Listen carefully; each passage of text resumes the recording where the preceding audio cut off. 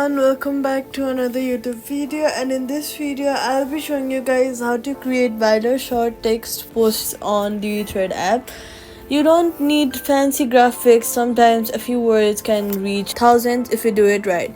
First of all, viral text posts are usually under 50 words. Think of them like quick thoughts, witty jokes, or hot takes.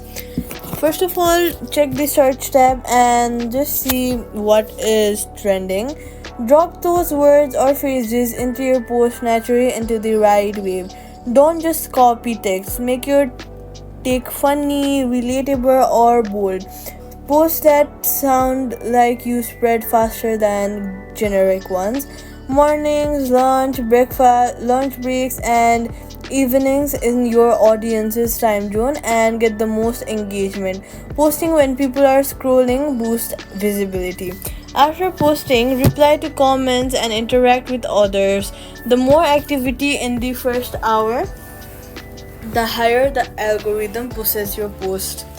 Avoid clickbait or offensive jokes. Going viral for the wrong reason can hurt your account long term.